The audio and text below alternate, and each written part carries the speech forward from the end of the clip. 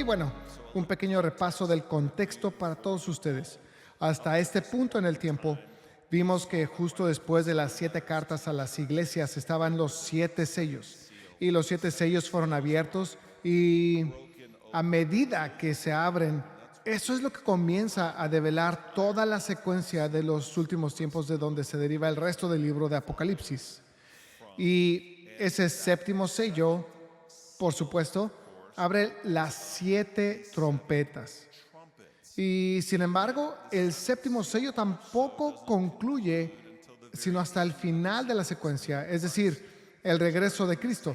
De la misma manera, la séptima trompeta es la que abre las 7 copas del Apocalipsis que vienen más adelante. Aún no hemos llegado a eso.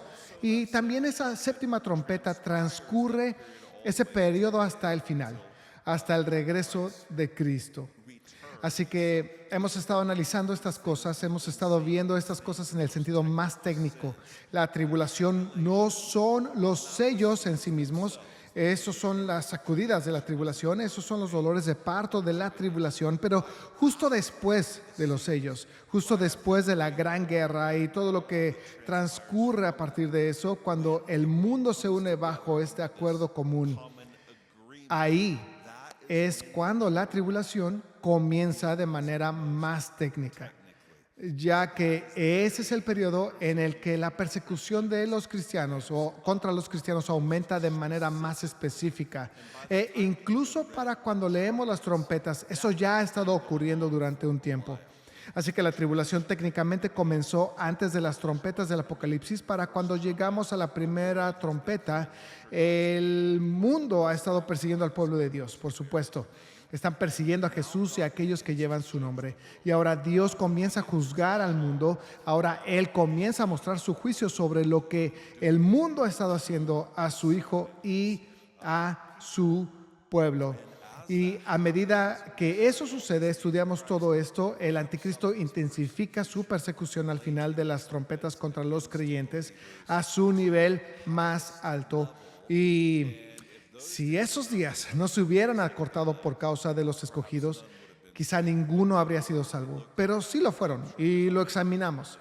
El arrebatamiento que llega después de esa gran persecución global, y luego llegamos a este interludio en el libro de Apocalipsis. Este es un interludio particularmente largo en el libro de Apocalipsis. Y este interludio se aleja de la secuencia de los sellos y las trompetas para darnos una perspectiva desde arriba, para asegurar que tengamos la perspectiva del cielo respecto a lo que está pasando en este punto en la historia que ha sido profetizado a nosotros en las páginas de las Escrituras. Y retrocede tanto que nos lleva de regreso al principio de la caída de los ángeles y la caída del hombre. Ese fue Satanás quien lideró esa rebelión y muestra que Satanás y 1/3 de los ángeles que lo siguieron en esa rebelión también fueron arrojados a la tierra, convirtiendo realmente a la tierra en el lugar de los caídos. Y cómo él ha perseguido al pueblo de pacto de Dios desde entonces y cómo él continúa haciendo eso, persiguiéndolos hasta el día de hoy. Y luego, como que nos adelantamos al momento presente en este interludio, de vuelta a donde estábamos al final de las trompetas. Nuestra pastora asociada enseñó la semana pasada esta imagen en el cielo de aquellos que perseveraron a través de la tribulación y esas 5 cualidades que coinciden con perseverar, incluso en el tiempo más difícil de todos los tiempos. Y pienso que hizo un trabajo fantástico en eso. Así que todavía estamos aquí en el momento presente, es decir, el momento presente de la progresión del libro de Apocalipsis. Así que es posterior a la extrema persecución de los creyentes. Estamos hablando de un periodo después del arrebatamiento. No olviden que en el momento del arrebatamiento los creyentes estaban huyendo, estaban siendo cazados, estaban ocultándose y eran perseguidos por un ejército autorizado en el momento del arrebatamiento. Lo que significa respecto a la capacidad del anticristo para encubrir el arrebatamiento, para negar el arrebatamiento, que sus afirmaciones no estarán mal planeadas y sus engaños no estarían mal planeados en ese sentido. Entonces, todo esto para decir que ahora estamos continuando en el versículo 6. A medida que lo hacemos, estamos escuchando nuevamente sobre lo que está ocurriendo en el cielo y también sobre lo que está sucediendo en la tierra en este momento. Ciertamente estamos viendo un paralelo entre lo que está sucediendo en el cielo y lo que está sucediendo en la tierra. Así que, contrario a la perspectiva deísta, que constantemente dice que realmente no hay nada en el cielo que esté al tanto de lo que está sucediendo en la tierra o interactuando con lo que está sucediendo en la tierra, lo que vemos es que hay una actividad constante en el cielo de gran consecuencia para la tierra. Y a medida que vemos esto desarrollarse, vemos a tres ángeles. Primero que todo, el primer ángel viene y está predicando un evangelio eterno. Ahora, tienes que pensar en esto. Esto es después del exterminio de creyentes y todos los que no recibieron la marca de la bestia. Estas personas que aún están en la tierra son aquellas que han participado en y se han identificado con esta persecución global contra Jesucristo y aquellos que le pertenecen. Y aún así, Dios está enviando un mensajero con su evangelio eterno. Aún así, Dios está llegando a ellos. Aún así, Dios está persiguiéndolos y llevándoles el evangelio.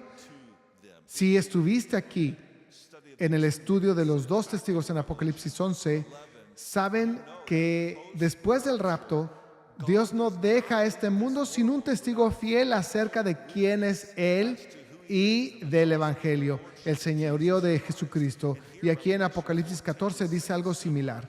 Este Evangelio va a todas las naciones, tribus y lenguas. Esto no es como un evangelio muy pequeño y oculto en este periodo de tiempo en la historia humana.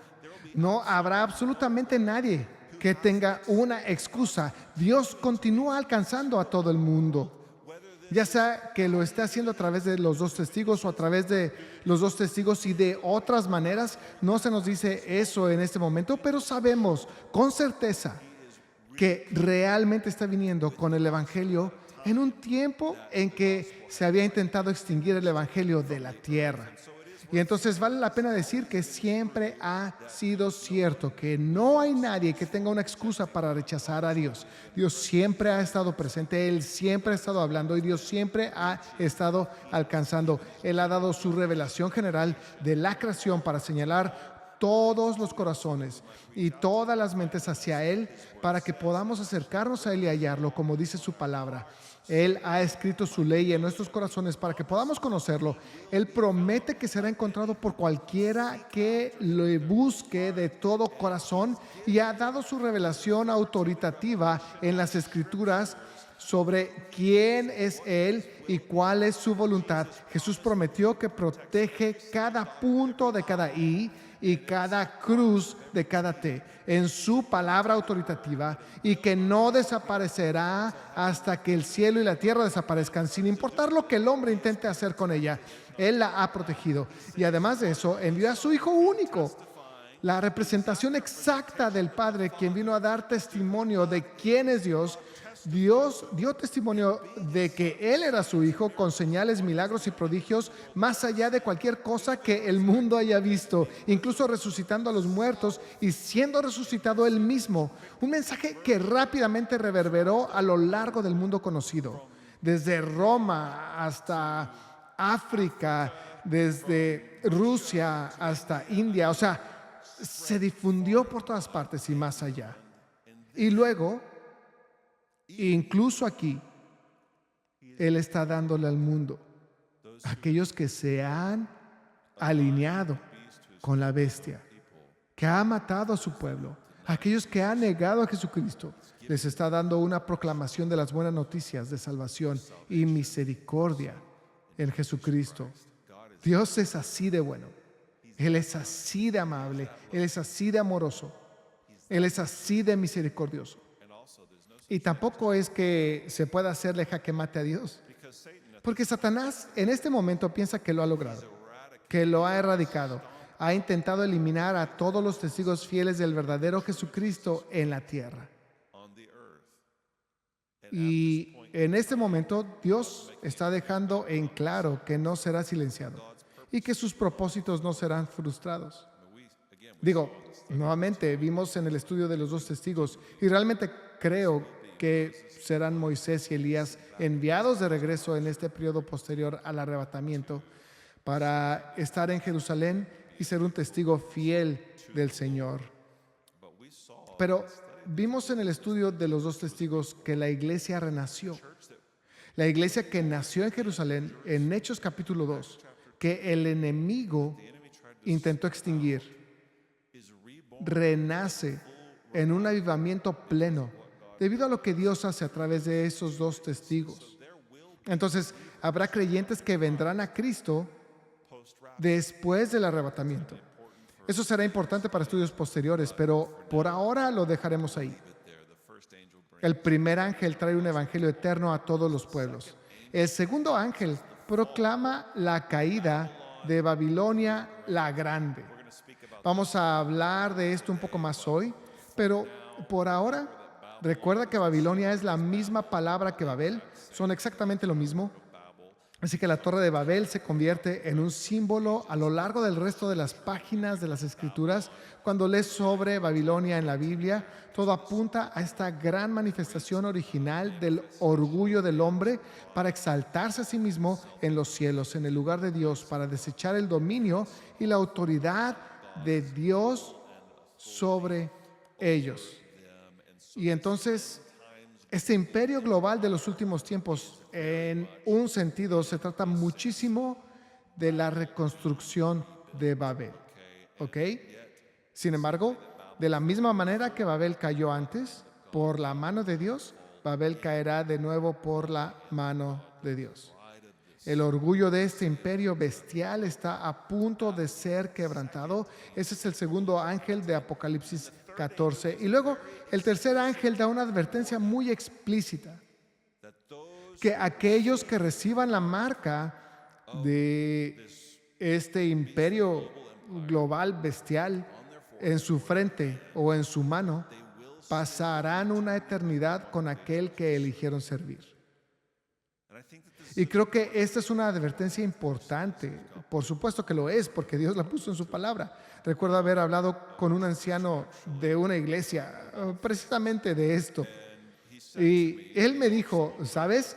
Si alguien me pusiera una pistola en la cabeza y me dijera, niega a Jesús, cruzaría los dedos detrás de mi espalda y negaría a Jesús, pero no lo diría en serio. Y si me conoces un poquito, sabes que mi alma casi salió de mi cuerpo en ese momento. Pero creo que muchos estarán tentados en ese día, cuando se trate de elegir entre perder sus vidas, que sus familias pierdan la vida en esta tierra, o aceptar y alinearse y conformarse. Y van a pensar, simplemente voy a hacer esto, pero no sinceramente. Y él está diciendo, si alguien recibe esta marca, esto es lo que va a suceder. Nunca olvides que solo hay dos reinos. Te guste o no, estés de acuerdo o no, solo hay dos. ¿Servimos a Dios como nuestro Dios o terminamos cayendo en el reino y bajo el dominio del gobernante de todos los caídos, ya sean ángeles u hombres? Solo hay dos. Aquellos que quieren rechazar el señorío de Dios sobre ellos simplemente caen inherentemente bajo el reino de Satanás. ¿Por qué es eso? Bueno, es simple. Es porque Él es el más poderoso de todos los seres caídos. Él es un destructor. Los ángeles destructores son la clase más poderosa de ángeles. Los demonios no siguen a Satanás porque lo amen. No hay amor en ningún ser caído. Y no lo siguen porque lo respeten. Le tienen miedo. Es un reino de miedo. No hay lealtad en este reino, solo hay miedo. Y la verdad es que podrías convertirte en el gobernante de todos los ángeles y hombres caídos si fueras el más poderoso de todos los ángeles y hombres caídos. Pero no lo eres. Y aún el más pequeño de los ángeles caídos, tú estás por debajo de ellos y estarás bajo el reinado y el dominio de aquellos que Satanás supervisa. Simplemente es así. ¿Qué significa entonces que leemos sobre este infierno eterno y estar en la presencia del Cordero y en la presencia de los santos ángeles, como escuchamos la escritura leída anteriormente? Bueno, no significa que la presencia manifiesta de Dios va a estar allí en el infierno. La presencia manifiesta de Dios lleva todo lo que Dios es, su amor y su paz y su bondad y su amabilidad y su gozo. Digo, todo lo bueno está donde está la presencia de Dios, y donde no está la presencia de Dios no hay nada bueno. Todo proviene de Él. El infierno es la ausencia de la presencia manifiesta de Dios. Entonces, ¿qué está sucediendo aquí al decir que está en presencia de Él? Primero que todo, esta palabra que se traduce como presencia, al menos en esta traducción particular, no significa inherentemente presencia. Hay otra palabra para presencia, no es la palabra que se usa aquí. Esta es una preposición que se está utilizando y es una preposición que se usa para describir la posición de algo en relación con algo más, o la posición de alguien en relación a alguien más. Es genopion. Puede significar en la presencia de, puede significar a la vista de, puede significar frente a, simplemente relaciona algún grado de proximidad de esa manera. Un poco de contexto que podría ayudarnos a traducir esto de la mejor manera es que sabemos que Jesús enseñó que aquellos que están en el lugar de espera de los muertos podían ver hacia el otro lado y que anhelaban estar en ese otro lado. No era como dicen, ojos que no ven, corazón que no siente. Ellos anhelaban estar ahí. Jesús también dijo en Lucas 13:28, allí será el llanto y el crujir de dientes cuando veáis a Abraham, a Isaac, a Jacob y a todos los profetas en el reino de Dios. Así que el tormento del infierno es ver la gloria del Cordero y ver la gloria de su reino. Esta palabra no tiene que significar que Jesús está justo ahí o que Jesús está fijando su mirada en ellos. Simplemente puede significar que hay una conciencia de su presencia. Hay una conciencia de su presencia y de la presencia de aquellos ángeles que nos siguieron en esa rebelión, y todo eso intensifica la angustia del infierno. En resumen, el infierno no será un lugar donde haya la capacidad de continuar justificando el pecado con autoengaño.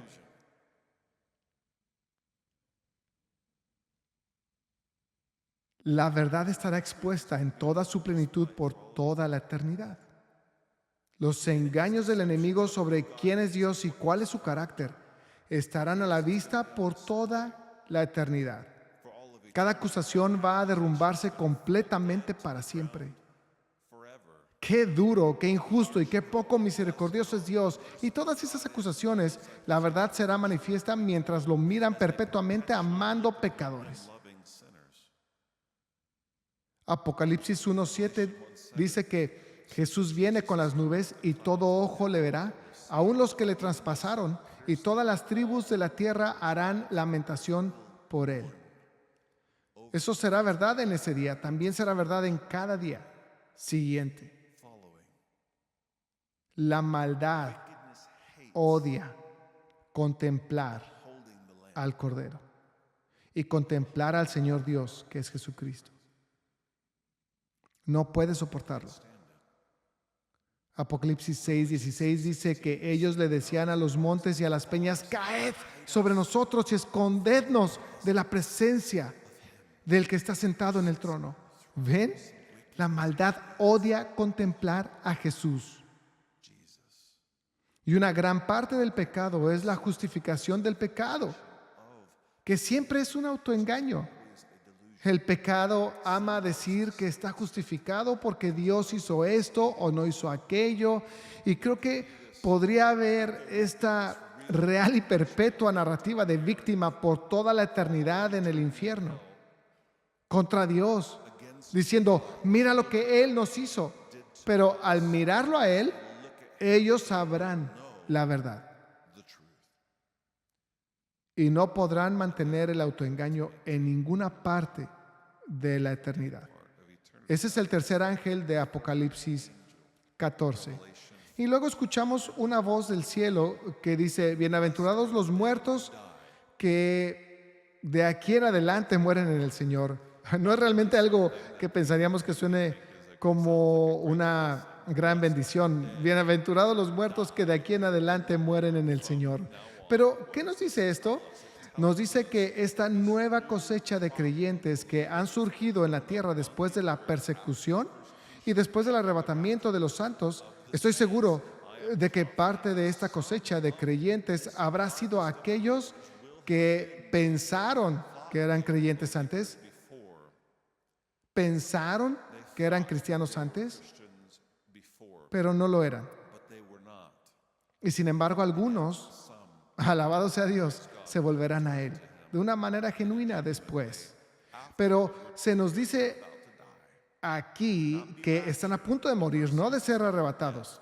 El versículo utiliza la palabra muerte 2 veces en una oración para asegurarse de que quede claro. Aún hay una muerte por venir en este cuerpo terrenal. Va a suceder. Pero nos proporciona el contexto para lo que viene al final de Apocalipsis capítulo 14, que son las dos ciegas. ¿Cuáles fueron las dos ciegas? Una fue una ciega para vida eterna de esa gran cosecha. La otra fue una ciega de las uvas para ira y juicio. Hubo dos ciegas. Esas ciegas van a tener lugar en las 7 copas y no hemos estudiado las 7 copas aún. Pero esto está empezando ahora a dar contexto para lo que vendrá en las páginas siguientes. Pero realmente siento que sobre lo que el Señor quiere profundizar y darnos entendimiento este fin de semana en particular está centrado en el versículo 8 que dice: cayó la gran Babilonia, la que ha hecho beber a todas las naciones del vino de la pasión de su inmoralidad.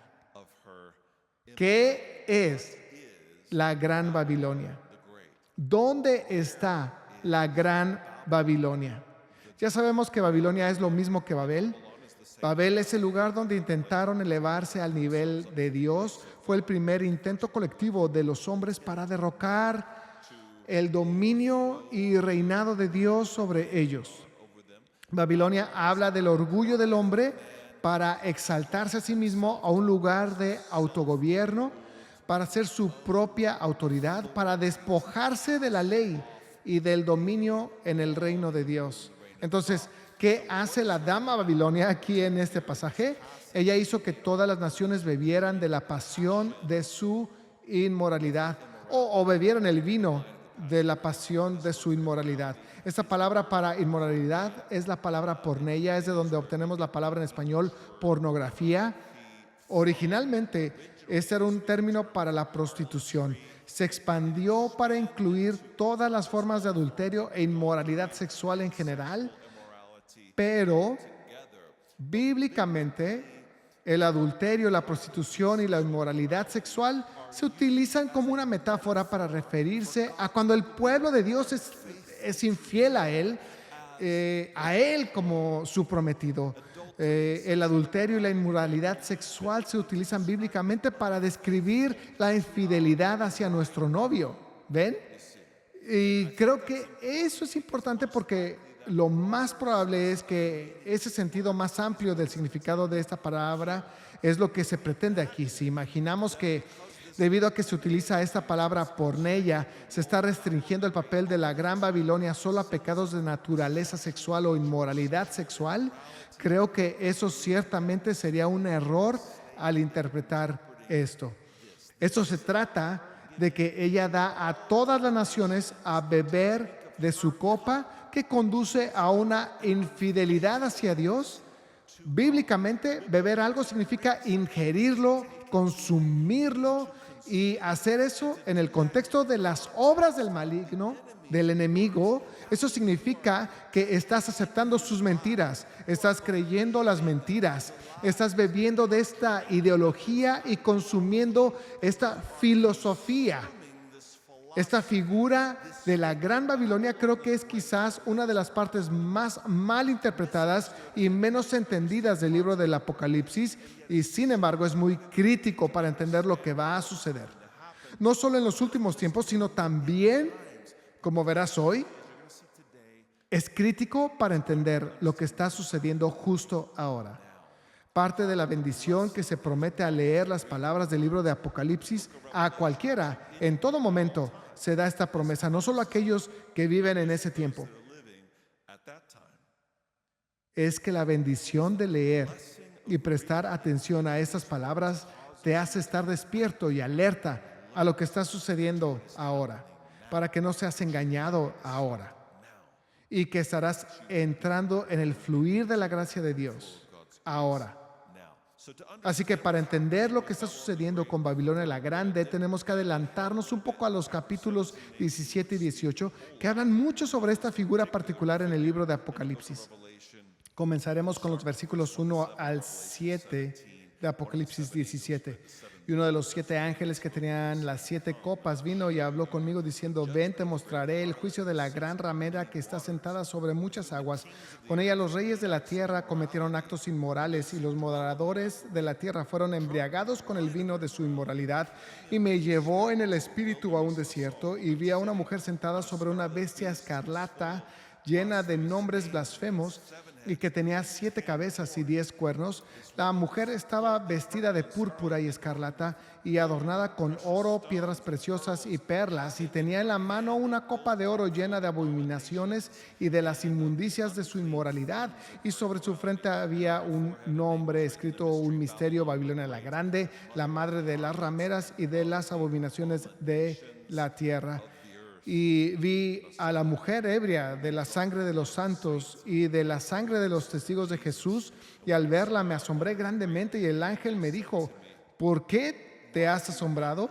Yo te diré el misterio de la mujer y de la bestia que la lleva, la que tiene las 7 cabezas y los 10 cuernos. Entonces aquí estamos viendo a esta mujer, la Gran Babilonia, de nuevo. Ella se sienta, primero que nada, se nos dice que sobre muchas aguas. Más adelante, en el versículo 15 del capítulo 17, las aguas que viste donde se sienta la ramera son pueblos, multitudes, naciones y lenguas. Entonces esta mujer está sentada sobre muchos pueblos, muchas naciones, muchos pueblos, muchas tribus. Este no es un lugar singular, es algo que está sobre todos los lugares de la tierra. Los reyes de esta tierra, se nos dijo, cometieron actos de inmoralidad con ella, que es la misma palabra que antes, porneia. Entonces, lo que está sucediendo es que su bebida está emborrachando a mucha gente. Es una ideología muy intoxicante, es un engaño muy intoxicante. A la gente le encanta. ¿Y a dónde conduce? Siempre conduce a infidelidad a Dios. Pero luego en el versículo 3 las cosas comienzan a ponerse interesantes. Leemos que ella está sentada sobre la bestia. Ella está sentada sobre la bestia que tiene 7 cabezas y 10 cuernos. Así que esta mujer, Babilonia la Grande, está de hecho sentada sobre el imperio global. Este imperio bestial de los últimos tiempos sobre el mundo. Ella está por encima de todo. Es llamada la madre de toda infidelidad y la madre de todas las abominaciones de la tierra. ¡Wow! Eso es más fuerte que las groserías que se oyen en el tráfico. Ella es muy, muy poderosa en el reino de la oscuridad. Ciertamente vemos eso. El ángel luego explica ¿qué es esta bestia con 10 cuernos y 7 cabezas? Hemos hablado de esto porque tenemos que hacerlo mucho en esta serie, pero las 7 cabezas de la bestia representan 7 reyes en sucesión a lo largo de la historia, pero se nos dice que la bestia misma también es un 8º rey. Lo que puede ser un poco confuso. ¿Qué significa eso? Verán, cuando este imperio aparezca de nuevo en la tierra, que ha surgido muchas veces a lo largo de la historia, como hemos visto con Asiria, Babilonia, Persia, Grecia y Roma, entre otros, cuando surja nuevamente en la tierra, La bestia va a surgir de la séptima nación, el séptimo rey, este séptimo lugar. Lo que esto significa es que la séptima cabeza, rey, nación, crece para convertirse en esta bestia que cubre la totalidad de la tierra. Así que solo imagina una nación existente que luego se convierte en el gobernante de todas las naciones. Así es como es tanto el séptimo como el octavo. El versículo 12 y el versículo 13 son entonces muy importantes para entender Babilonia la Grande. Y los 10 cuernos que viste son 10 reyes que todavía no han recibido reino, pero que por una hora reciben autoridad como reyes con la bestia. Estos tienen un mismo propósito y es entregar su poder y su autoridad a la bestia. Entonces, ¿qué está sucediendo aquí? Las 7 cabezas representan, en primer lugar, todas las colinas o toda la superficie de la tierra, pero también 7 reyes. Ellos son diferentes de los 10 reyes representados por los 10 cuernos de esta bestia. Así que las 7 cabezas son una sucesión a lo largo de la historia en el momento en que se escribió el libro. 5 fueron, 1 es, todavía hay uno que ha de venir. Ese que ha de venir será el anticristo en los últimos días. Pero los 10 reyes representados por los 10 cuernos de la bestia no son los mismos que los 7 reyes que han estado en una sucesión histórica uno tras de otro. Estos 10 reyes representados por los cuernos, todos están en el poder al mismo tiempo. Lo que ocurre al principio de esta formación de un imperio bestial global unido sobre toda la tierra en el último día. Así que de nuevo, las 7 cabezas de la bestia representan a esos 7 reyes en sucesión a lo largo de la historia. Los 10 cuernos representan a aquellos que llegan al poder en el momento del surgimiento del anticristo, justo después de la gran guerra. Estamos siguiendo, ¿verdad? Lo tenemos, ustedes lo tienen, ustedes son muy inteligentes. ¿Cuánto tiempo reciben esos 10 reyes de los tiempos finales autoridad con la bestia? 1 hora. Metafóricamente, ciertamente, no 1 hora literal. Pero eso significa un corto periodo de tiempo, ¿de acuerdo? Pero se utiliza para describir 1 hora y no es un descriptor común que se encuentra en las páginas de las Escrituras. Autoridad por 1 hora. Presten atención a Apocalipsis 18:10. Ahora, hablando sobre Babilonia la Grande, dice, ay, la gran ciudad Babilonia, la ciudad fuerte, porque en 1 hora ha llegado tu juicio. Esta es realmente la clave. Estos 10 reyes reciben autoridad por 1 hora, pero luego se proponen entregar esa autoridad a la bestia.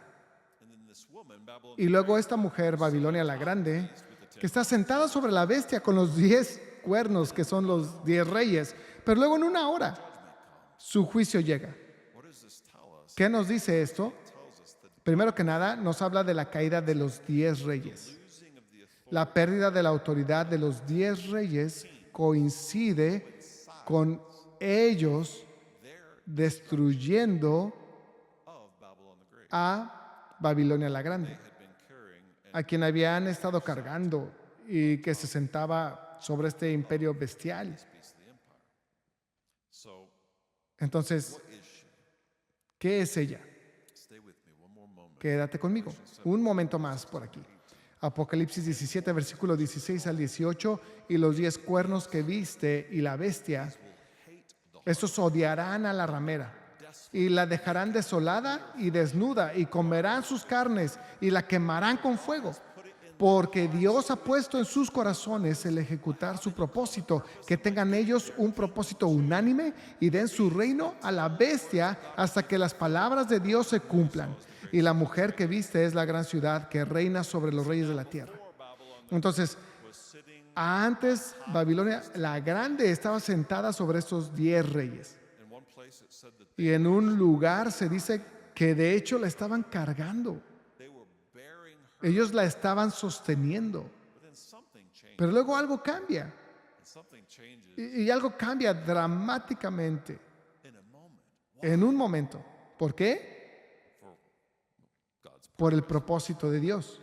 Acabamos de leer eso, es el propósito de Dios, vamos a volver a eso, pero ¿qué es ella? ¿Dónde está ella? Ciertamente se habla de ella de tal manera que es difícil entenderlo. Ciertamente, sin que el Espíritu nos dé iluminación y entendimiento, nunca podremos entender la palabra de Dios, pero esta mujer, esta ciudad que es descrita, que está sobre la bestia misma, sobre todas las naciones, y no solo ahora, sino que está sobre la bestia con 7 cabezas que han estado en sucesión. Ella ha estado ahí por mucho tiempo, mucho tiempo. Ella no es nueva en la escena, ella ha estado por encima de todo esto a lo largo de la historia. Quédate conmigo, ¿qué es ella? Justo antes de que estos 10 reyes peleen contra esta mujer, leemos justo en el verso anterior que ellos pelean contra el Cordero. Y justo después de eso, entonces pelean contra la mujer. Es muy importante. No se vuelven contra la mujer, sino hasta después de pelear contra el Cordero.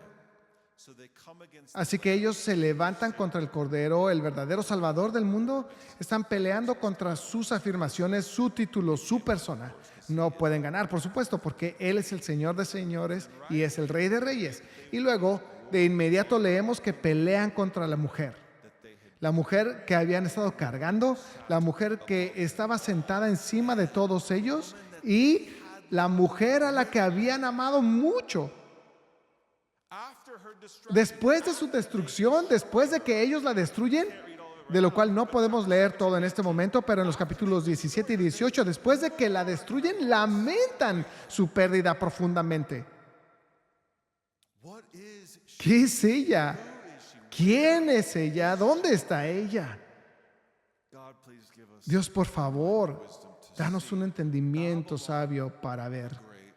Babilonia la Grande es la ideología que ha sido entronizada sobre todo esto. El poder invisible que reina sobre toda inmoralidad de todos los tiempos. Incluso sobre toda infidelidad a Dios de todos los tiempos. ¿Cuál es la bebida de Babilonia la Grande que ha estado emborrachando a todos? Es la bebida del autoseñorío.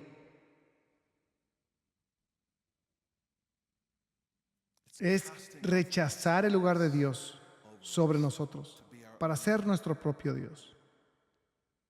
Haré lo que quiera. Dormiré con quien yo quiera. Viviré como quiera.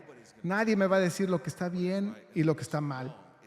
Es el autoseñorío que es el mismo espíritu que el espíritu de pecado.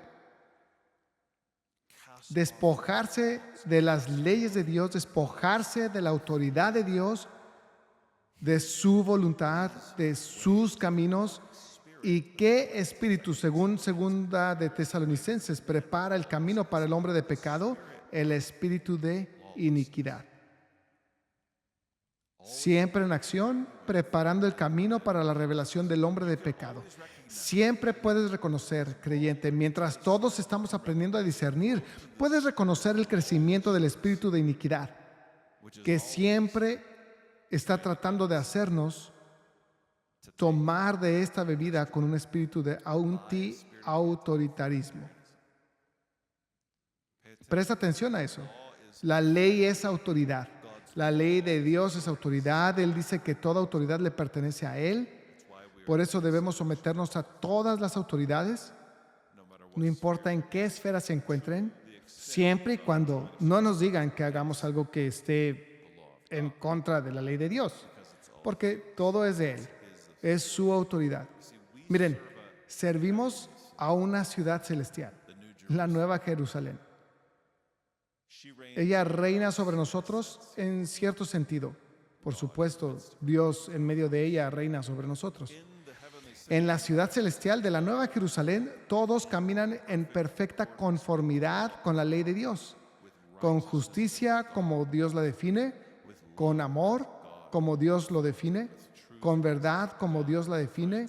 Esa es nuestra ciudad. de la cual somos ciudadanos en Cristo Jesús, y la cual es nuestra herencia eterna. Pero hay otra ciudad que reina sobre todos los demás, una ciudad invisible. No es Sión, es el anti-Sión. El gobernante de esa ciudad no es el Cristo, es el anticristo. Esta ciudad no da el espíritu para beber. La ciudad no está llena del espíritu que viene a través de la sumisión y de la obediencia. Por cierto, esta ciudad ha estado bebiendo la bebida del autoseñorío, de deshacerse de la autoridad de Dios.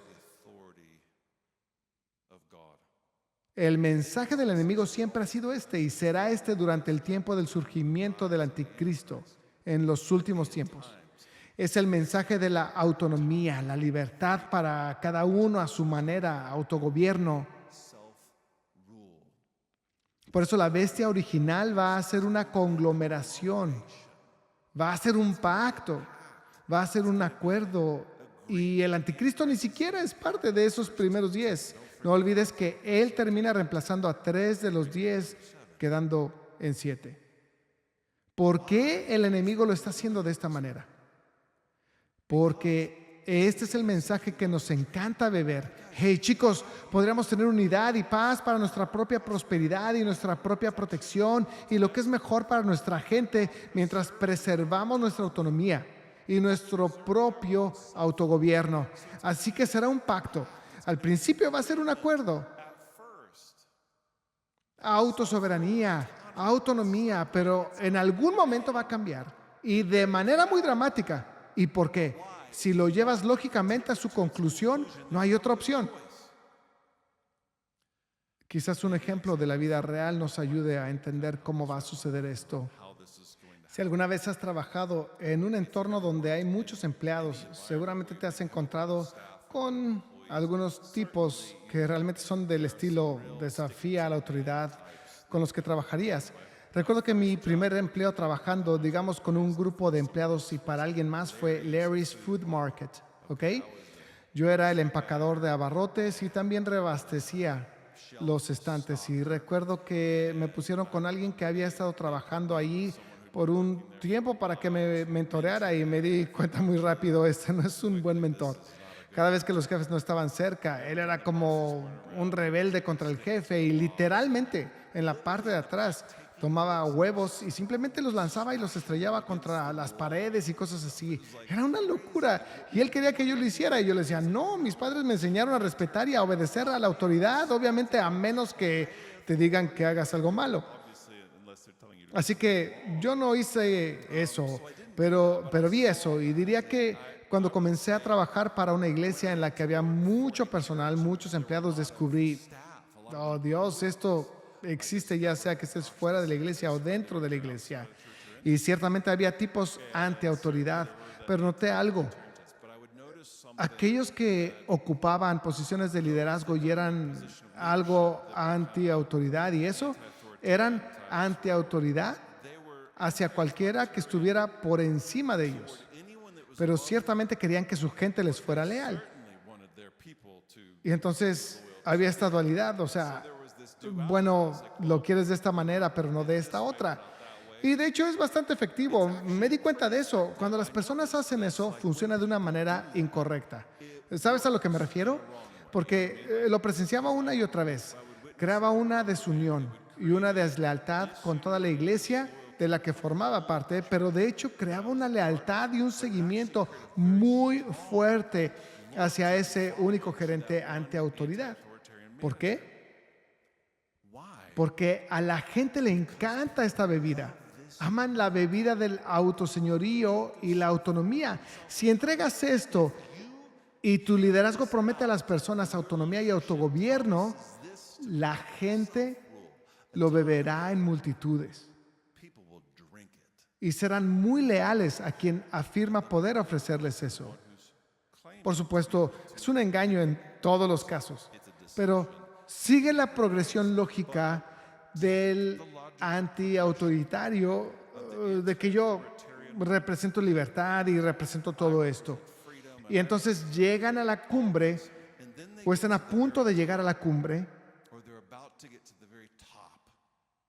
Este mensaje, si lo que realmente querían era control,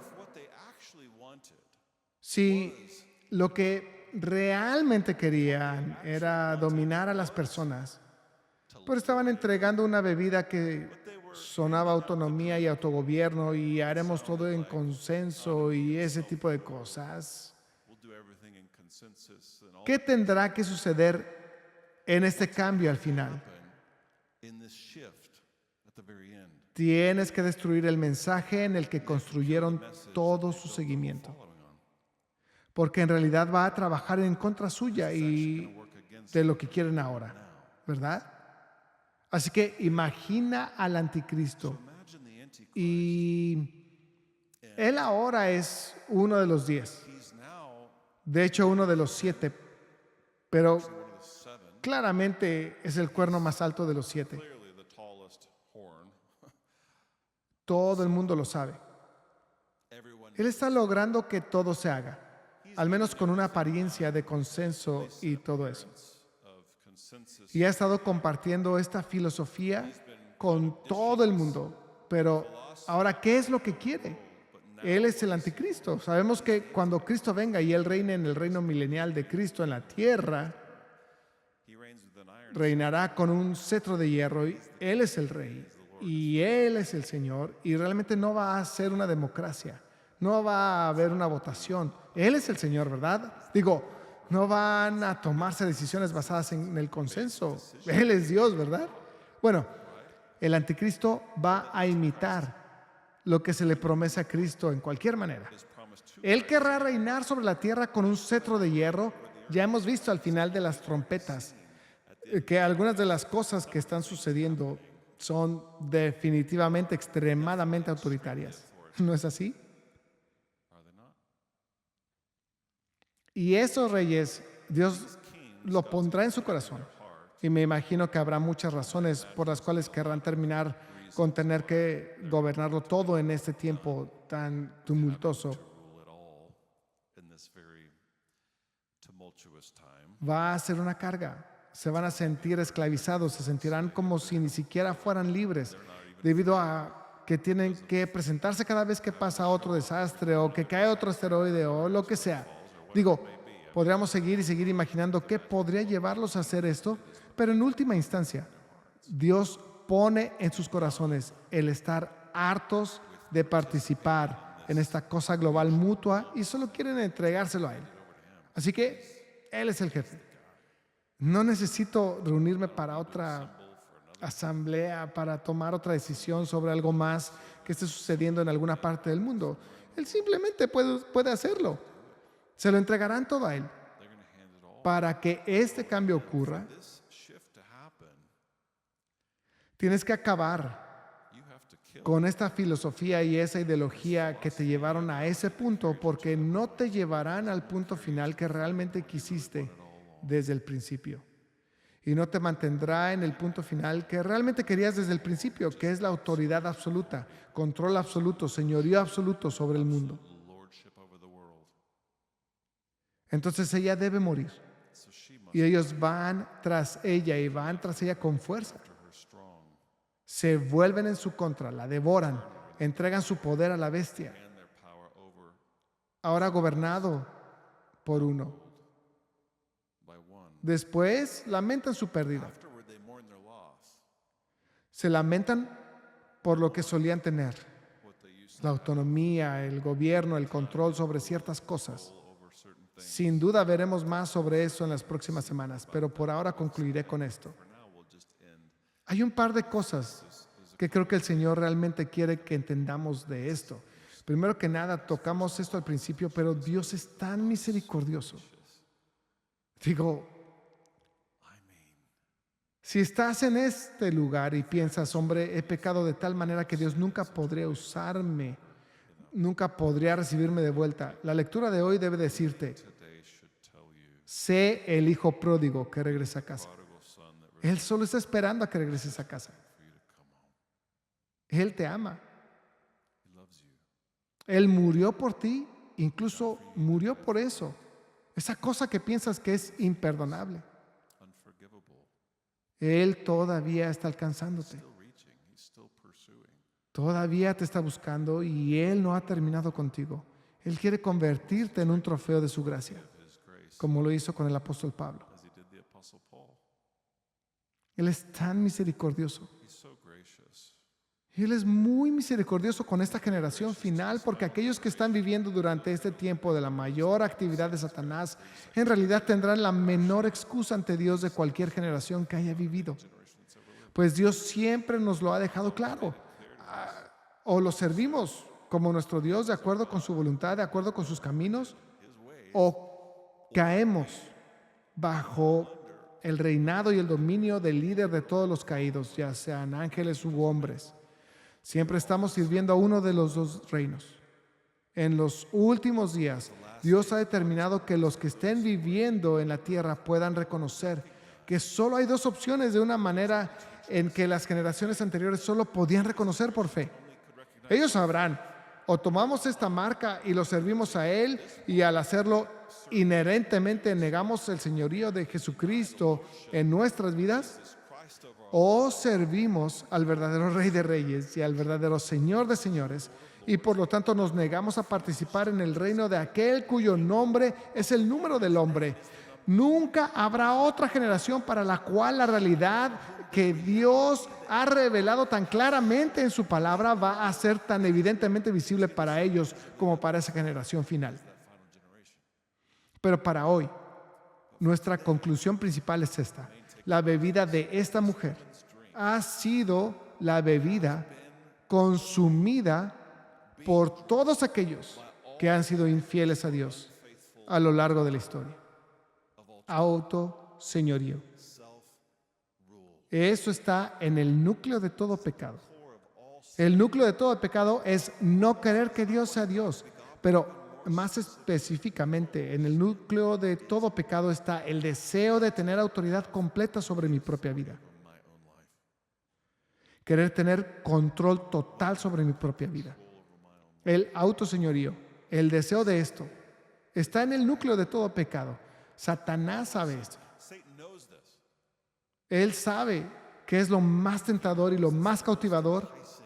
Sabe que es la bebida más intoxicante Most intoxicating drink. para nuestros cuerpos caídos y tentados. Es por eso que Él dice en el jardín, serán como Dios. You'll become like God.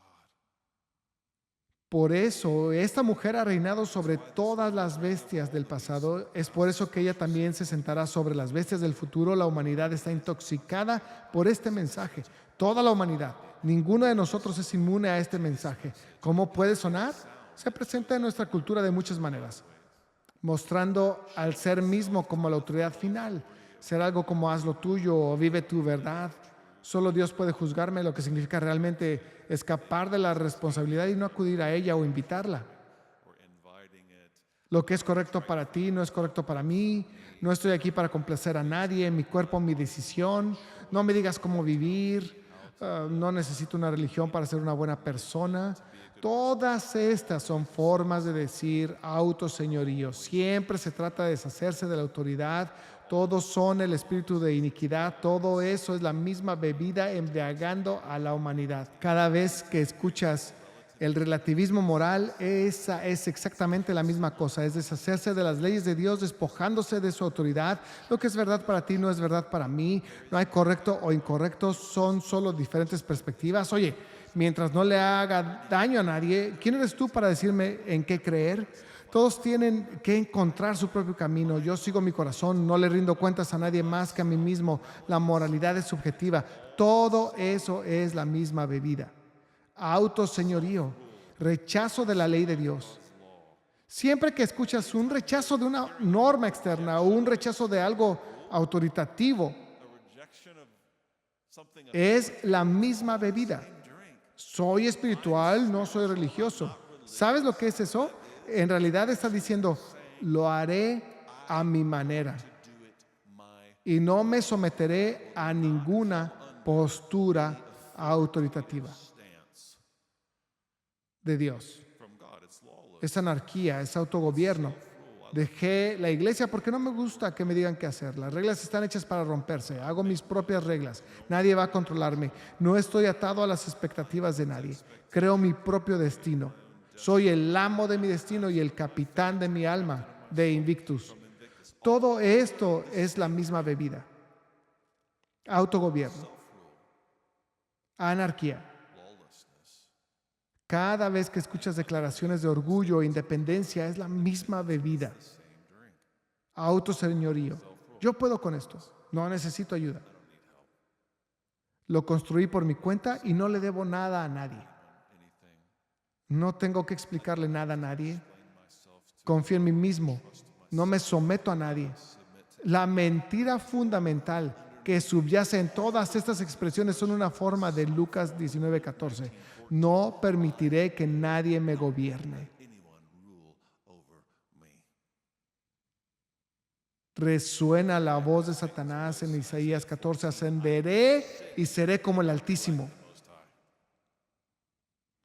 En última instancia, el corazón de Génesis 3, donde Satanás tentó a Eva diciendo, seréis como Dios, conociendo vosotros mismos el bien y el mal. And evil. ¿Ves lo que es eso? Es anarquía. Tú definirás lo que es correcto, tú definirás lo que está mal, tú definirás lo que es verdadero, tú definirás lo que es falso. Tú defines lo que es bueno, tú definirás lo que es malo, y eso es lo que ha sucedido desde entonces. Estas frases han tomado mucho más poder en la generación más joven. Generation. Las hemos transmitido y ellos las han reformulado. Pero las reformulaciones son ciertamente expresadas un poco más fuerte hoy en día. Stated today. Energía de personaje principal, por ejemplo, Example. es una forma de decir, hey, voy a vivir como la figura central en la historia de mi vida. Voy a vivir como el protagonista. Protagonist. Voy a ser el centro y voy a ser egoísta. Y es lo que voy a hacer. Normaliza ser egoísta. Es otra frase en una generación adolescente que es bastante popular. Es como si alguien hubiera discernido lo que realmente se quería decir en el corazón hace una generación y hace 2 generaciones, y ahora simplemente se dice y es como, oh, ok. Eso ya ni requiere tanto discernimiento. Otras maneras en que el Espíritu habla son mi verdad, las etiquetas son opresivas. Bueno, eso es simplemente dar autenticidad. ¿Qué significa eso? Significa no ser definido ni impuesto por ninguna expectativa externa. Auténtico a lo que es verdadero. No es algo autoimpuesto ni impuesto externamente por las reglas, prioridades, ideas o gustos de otra persona. Con esta idea, cualquier cosa que sea una norma esperada ahora es demonizada, como si se te estuviera imponiendo. Y cuando te deshaces de esas cosas, eso es auténtico, eso es genuino. Es no permitir que nadie más te defina, no imponer las normas o expectativas culturales al adherirse a ellas y actuar como ellas. Es en realidad el mismo espíritu, es autoseñorío, es autonomía, es independencia, es orgullo, es anarquía. Siempre ha susurrado en su corazón, yo soy mi propio Dios. Y ahora cuando dice, soy el protagonista, en realidad casi está diciendo lo que siempre ha expresado en su corazón. Flash informativo para todos nosotros. No somos el personaje principal. Jesús es el personaje principal. De Él es la historia. Todas las cosas son de Él, por Él y para Él. Y esa es una bebida que a nuestra carne no le gusta. Iglesia, Dios nos da estas cosas, así que primero podemos discernir lo que está sucediendo en nuestro propio corazón. Porque no hay un solo corazón mientras aún tengamos este cuerpo terrenal, no hay un solo corazón que sea inmune a esta bebida. Pero segundo, to be para estar alerta, para estar consciente de lo que está sucediendo a tu alrededor. around you. Parte de este estado de alerta de hoy es simplemente prestar atención al espíritu antiautoritario que está surgiendo dentro de ti, porque ese es el espíritu de autoseñorío. Ese es el espíritu de la iniquidad en su esencia y en última instancia. Listen, all of Escuchen, toda infidelidad a Dios en última instancia proviene de este preciso lugar. La madre de toda infidelidad, la madre de todas las abominaciones es esto. Toda infidelidad a Dios ha sido adorar a la ciudad impía de Babilonia, bebiendo de su copa embriagadora, la que promete libertad, pero que en realidad esclaviza por toda la eternidad. Oremos juntos.